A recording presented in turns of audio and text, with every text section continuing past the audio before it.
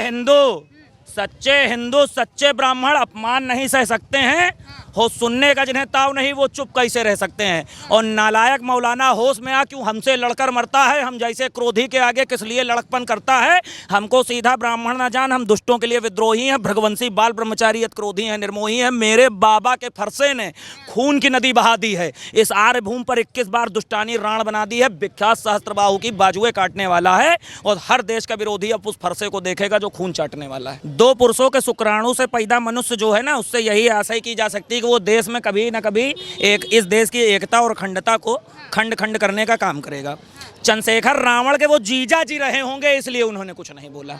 आगे बढ़ते हैं कि हम दलितों की आवाज है, लेकिन आखिरकार इस मुद्दे पे क्यों नहीं बोल रहे हो? एक्चुअल में उनको जहां पर टीआरपी मिलनी होती है वो मुजरा करने वहीं जाते हैं। मेरठ की रोड पे एक मुजरा हुआ था, सबने देखा अभी कुछ महीने पहले की बात। हाथरस में उन्होंने मुजरा किया, लेकिन जब मुरादाबाद रेप केस हुआ तो वो जो है रोहिणी घावरी के लहंगे में घुसे हुए थे। इस समय तरुण हत्याकांड हुआ तो वो जमानत खेल रहे थे। भैया भीम मीम फैक्टर उठाएं, लेकिन सवर्णों से उनको कौन सी दिक्कत है जो हर जगह पे ब्राह्मणवाद की सत्ता पलट देंगे, मनुवादियों को दिखा देंगे। तो अब की इनको हम पलटा देंगे। इसके नाम का पहला अक्षर चंद्रशेखर आजाद तिवारी यानी ब्राह्मण कुल से, नाम का दूसरा अक्षर रावण यानी ब्राह्मण कुल से। तो जो आदमी ब्राह्मण सरनेम यूज कर रहा हो और ब्राह्मण सरनेम यूज करके ब्राह्मणों को गरिया रहा हो, तो बस खाली इनसे ये पूछना तिवारी जी घर गए थे कि रावण घर गया था। जी, उत्तर प्रदेश की गद्दी पे राम का वंशज बैठा है। बिना न मानत जलद जड़ गए 3 दिन बीत, बोले राम सकोप तब भय बिन होए न प्रीत। 3 दिन हाथ जोड़ेंगे, चौथे दिन बुलडोजर भेजेंगे शांति का प्रतीक। ये तो कहो ये योगी बाबा सीधा मुख्यमंत्री बैठा है। हमारे लोगों के जैसा परशुराम का वंशज बैठ गया ना तो माँ निकलने से पहले माँ, बस इतना है। नमस्कार, मेरा नाम है श्रेया और आप देख रहे हैं न्यूज़ आर। जब कभी भी दलित की बात आती है, दलित पे की समस्या की बात आती है, तो चंद्रशेखर आजाद रावण आगे पहले पावदान पे दिखते हैं। लेकिन दिल्ली के उत्तम नगर में एक दलित युवक की हत्या होती है। एक कलर डालने का मैटर था, एक छोटी सी बच्ची रंग डाल देती है एक मुस्लिम महिला के ऊपर। उसके बाद इतना पीटा जाता है उत्तम नगर में उन दलित युवक को कि उनकी हत्या हो जाती है। लेकिन इस पूरे मामले पे चंद्रशेखर आजाद रावण चुप्पी क्यों साधे हुए हैं, यही मैटर लेकर के हम आए हुए हैं कुछ लोगों से जानने की आखिरकार ऐसी कौन सी दिक्कत है कि चंद्रशेखर आजाद रावण इस मैटर पर कुछ बोल नहीं रहे हैं। सर, क्या लगता है जो उत्तम नगर में जो दलित युवक की हत्या हुई है उस पर क्यों नहीं कुछ बोल रहे हैं चंद्रशेखर आजाद रावण? दलितों की, जिन्हें बोला जाता है कि दलितों की आवाज़ उठाते हैं ये। सबसे पहले तो आपका धन्यवाद। मैं कुछ शब्द ऐसे बोलूँगा, आप महिला हैं, मुझे आपके सामने बोलना नहीं चाहिए। दो पुरुषों के शुक्राणु से पैदा मनुष्य जो है ना, उससे यही आशा की जा सकती है कि वो देश में कभी ना कभी इस देश की एकता और अखंडता को खंड खंड करने का काम करेगा। चंद्रशेखर रावण के वो जीजा जी रहे होंगे, इसलिए उन्होंने कुछ नहीं बोला। आपको हमेशा देखने को मिलता है जब कोई भी ऐसी दिक्कत होती है, जब दलितों पे कोई प्रॉब्लम आती है तो सबसे पहले खड़े होते हैं लेकर के अपने आगे बढ़ते हैं कि हम दलितों की आवाज़ है। लेकिन आखिरकार इस मुद्दे पे क्यों नहीं बोल रहे हो? एक्चुअल में उनको जहाँ पर टीआरपी मिलनी होती है वो मुजरा करने वहीं जाते हैं। मेरठ की रोड पे एक मुजरा हुआ था, सबने देखा अभी कुछ महीने पहले की बात। हाथरस में उन्होंने मुजरा किया, लेकिन जब मुरादाबाद रेप केस हुआ तो वो जो है रोहिणी घावरी के लहंगे में घुसे हुए थे। जिस समय तरुण हत्याकांड हुआ तो वो जमानत खेल रहे थे। और जिस समय जो है बछरावा में एक बेटी का रेप हो गया था और पूरा मीडिया दिखा रहा था उस रेप केस को, लेकिन इनके भीम मीम फैक्टर को चोट नहीं लगनी चाहिए। 15 मार्च को भाई साहब आ रहे हैं बाराबंकी और सामना हम लोगों से है। अब की बार कबूतर उड़ेंगे। क्या भीम मीम फैक्टर जो अभी आपने बोला, क्या अगर आवाज़ उठाएंगे तो कोई दिक्कत हो जाएगी क्या इस पे? भैया भीम मीम फैक्टर उठाएं, लेकिन सवर्णों से उनको कौन सी दिक्कत है जो हर जगह पे ब्राह्मणवाद की सत्ता पलट देंगे, मनुवादियों को दिखा देंगे। तो अब की इनको हम पलटा देंगे। इनका नंबर है अब की बार, क्योंकि ये वो व्यक्ति है कि इसके नाम का पहला अक्षर, सुनिए आप बहन जी, इसके नाम का पहला अक्षर चंद्रशेखर आजाद तिवारी यानी ब्राह्मण कुल से, नाम का दूसरा अक्षर रावण यानी ब्राह्मण कुल से। तो जो आदमी ब्राह्मण सरनेम यूज कर रहा हो और ब्राह्मण सरनेम यूज करके ब्राह्मणों को गरिया रहा हो, तो बस खाली इनसे ये पूछना तिवारी जी घर गए थे कि रावण घर गया था, जिसका नाम यूज करे ले रहे हो, या माता जी डायरेक्ट इन लोगों के घर गई थी। तो ऐसे व्यक्ति के बारे में आप ये तो व्यक्तिगत टिप्पणी कर रहे हैं ना उनके ऊपर। नहीं, ये व्यक्तिगत है ही है।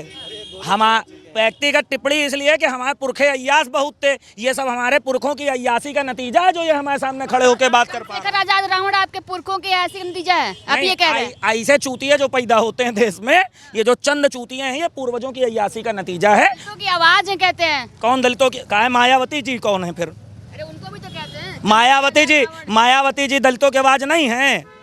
चंद्रशेखर आजाद सतपाल नहीं है। तंवर बेचारा देखो ना वो फोटो, चंद्रशेखर आजाद नहीं है। सतपाल तंवर बेचारा जो है, सतपाल तंवर बेचारा जो है, देखो बकायदा नौटंकी करके जो है गोली खा के बढ़िया लेटा हुआ है, उसकी फोटो वोटो वायरल हो रही। सतपाल तंवर नहीं है दलितों की आवाज, इतना नाटक कर लेता है, इनसे बढ़िया मुजरा तो सतपाल तंवर कर लेता है। सतपाल तंवर को मान लो दलितों की आवाज। आपको बहन जी फिर बता दे रहे हैं, भाषा अमर्यादित हो जाती है। 2 पुरुषों के शुक्राणु से पैदा मनुष्य इस देश का भला नहीं कर सकता है। वो हमारे पुरखों की अय्यासी का नतीजा है चंदू रावण। और जिस दिन बाराबंकी की धरती पे वो कदम रखने की जो बात कर रहे हैं ना 15 मार्च को, तो एक बार उसको छत्तीसी के ठाकुर पेले थे, उसके पहले उनको जो है अभी 2023 में वो मत खा गए हैं। उसके पहले जगह जगह लाठी खाता है, जुतियाया जाता है।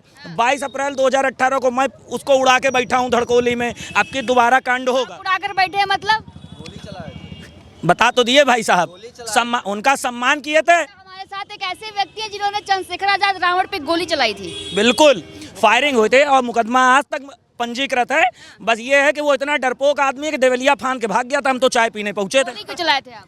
भाई कोई हमारे मंच पे खड़े होकर ब्राह्मणों को, ठाकुरों को ऐसे मूंछ दे के ताल देगा कि जिस ब्राह्मण ठाकुर की माँ ने दूध पिलाया हो तो सामने आए, तो तब हम ब्राह्मण ठाकुरों की कि हमारी माँ ने दूध पिलाया था, हमने सामना किया था ना। और अब की बार किसी भी बहन और बेटी के अपमान पर, क्या रोहिणी घावरी दलित समाज की बिटिया नहीं है ना बिटिया? तो हमारी बहन बेटी के साथ में अगर कोई अभद्रता करेगा, आप ये बताइए बहन, आप हमारी बहन हो, आपको चौराहे पे यहाँ पर कोई छेड़ेगा तो हम पहले जूता उतारेंगे कि 112 मिलाएंगे? जूता उतारेंगे। तो अब रोहिणी घावरी को छेड़ने वाले के साथ हमें क्या करना चाहिए?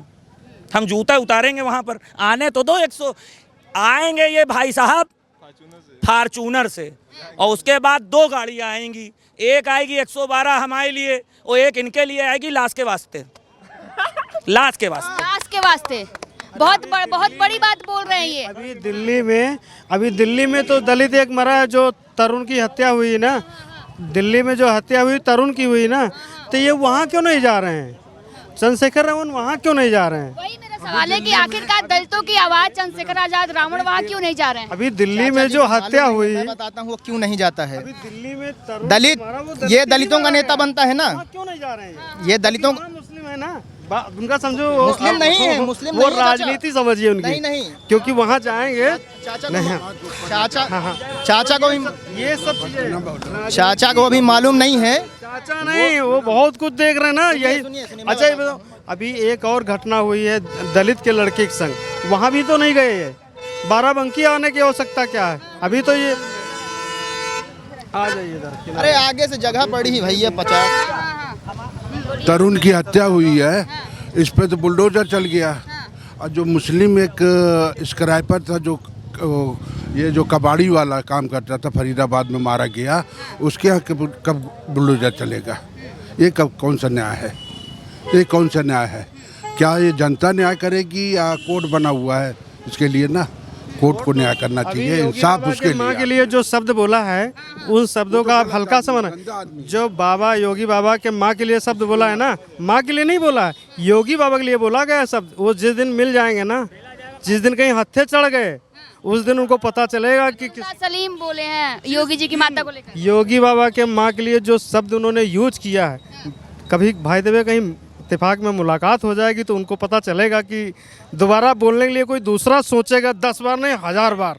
बहन जी, उत्तर प्रदेश की गद्दी पे राम का वंशज बैठा है, बिना न मानत जलद जड़ गए 3 दिन बीत, बोले राम सकोप तब भाई बिन होए न प्रीत। 3 दिन हाथ जोड़ेंगे, चौथे दिन बुलडोजर भेजेंगे शांति का प्रतीक। ये तो कहो ये योगी बाबा सीधा मुख्यमंत्री बैठा है। हमारे लोगों के जैसा परशुराम का वंशज बैठ गया ना, तो माँ निकलने से पहले माँ, बस इतना है। ये बहुत सीधा है।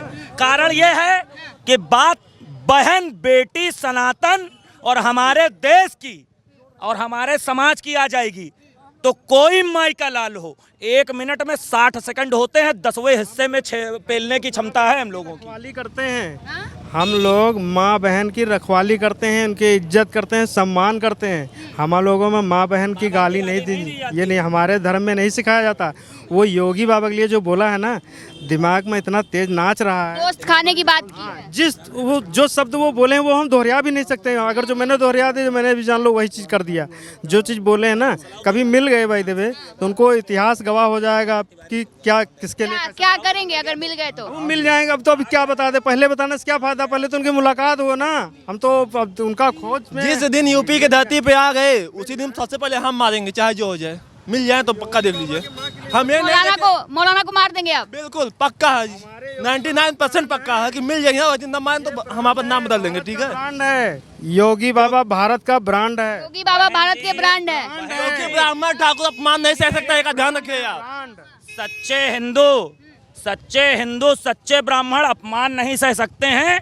हो सुनने का जिन्हें ताव नहीं, वो चुप कैसे रह सकते हैं। और नालायक मौलाना होश में आ, क्यों हमसे लड़कर मरता है, हम जैसे क्रोधी के आगे किस लिए लड़कपन करता है। हमको सीधा ब्राह्मण ना जान, हम दुष्टों के लिए विद्रोही हैं, भृगवंशी बाल ब्रह्मचारी क्रोधी हैं, निर्मोही हैं। मेरे बाबा के फरसे ने खून की नदी बहा दी है। इस आर्य भूमि पर 21 बार दुष्टानी राण बना दी है। विख्यात सहस्त्रबाहु की बाजुएं काटने वाला है, और हर देश का विरोधी अब उस फरसे को देखेगा जो खून चाटने वाला है। एक साजिद रशीदी करके हैं, उनका कहना है कि अगर अभी तत्काल अगर भारत और ईरान का युद्ध होता है तो जितने भी मुस्लिम हैं ये सब ईरान के साथ खड़े होंगे। हमको एक बात बताइए, आप लोग चूतियों के आप ये बताइए, एक मिनट रुकिए, आप ये बताइए चूतियों की बातों को इतना सीरियस ले काहे लेते हैं आप लोग?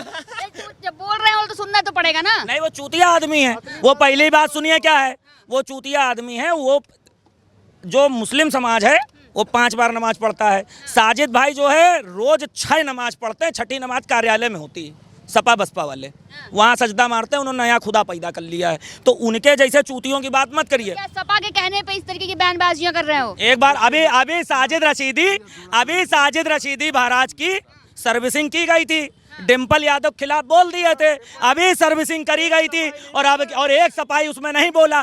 सर्विस की गई थी ना हमारी बहन बेटी के लिए। आने दो साजिद जी को हर चौराहे पे आदमी मिलेगा। ईरान चंद्रशेखर रावण है, इसने हम 2 समाज को बांटने का काम किया, दलितों को और सवर्णों को, ठीक है। अगर इसकी एक बाप की औलाद है तो 12 में घुस के दिखाए। अगर हम अपनों को नहीं छोड़ सकते हैं, ये तो भाई हमारे में आ गया, तो हम इस साजिद रशीदी को कैसे छोड़ देंगे? जिस दिन ये यूपी की धरती में आ गया, बता के ये अपने पैरों से जाएगा नहीं, इस बात की हम गारंटी लेते हैं।